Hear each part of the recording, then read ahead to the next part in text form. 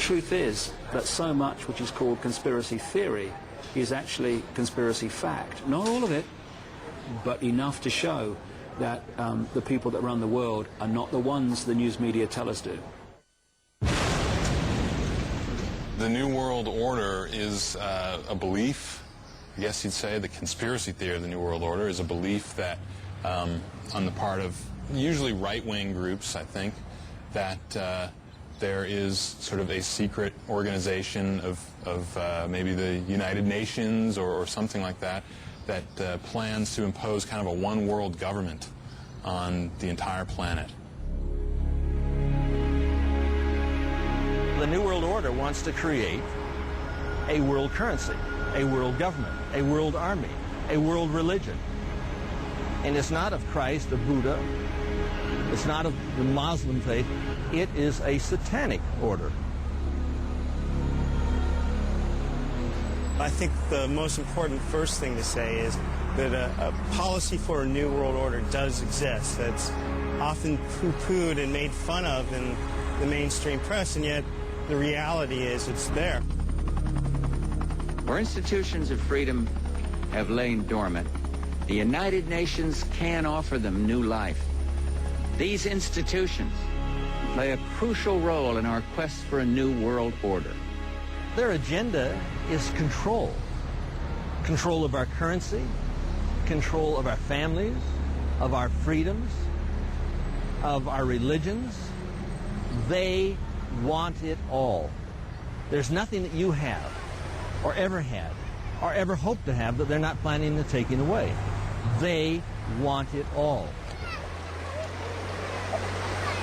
There are many aspects to it, but the key agenda, and I would emphasize, we talk about conspiracies. What I'm talking about is not actually a conspiracy, not at its heart. It is an agenda. It is an agenda for the centralized control of planet Earth and all its people. Where the conspiracies come in is in manipulating that agenda into reality.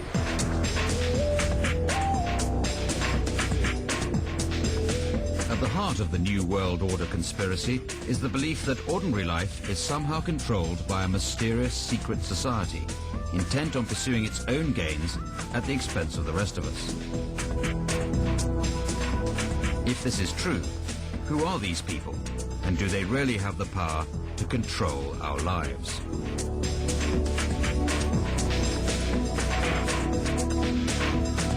The New World Order theories are sort of what I call unified field theories, because they try to bring every event that could ever possibly happen under one giant conspiracy theory. And usually behind the conspiracy, according to the theory, is some secret group, some secret society. And depending on who you talk to, it's usually a version of what's called the Illuminati. Now, the Illuminati were a real organization that did exist in the 18th century in Europe. They were sort of kind of like the Masons. They kind of grew out of the Freemasonry movement, sort of even more secret than Freemasons. And a lot of people think that they probably did have something to do with the French Revolution and that sort of thing. The conspiracy theory would have you believe that the Illuminati have continued to exist to this very day, and maybe even existed prior to the 18th century, in fact, going back thousands of years. After I'd identified the structure through which the world was controlled today and the organizations, many of them anyway, through which it was done, became very clear to me, and didn't take a genius, that this structure could not be put together in 5 minutes or 5 years or 50 years. It had to go back a very long time. The New World Order, it seems, goes back to the very beginnings of civilization itself. When you get back into the ancient world, you find a stunning common theme. Gods with advanced knowledge that created ancient advanced civilizations which modern archaeology and history still cannot explain.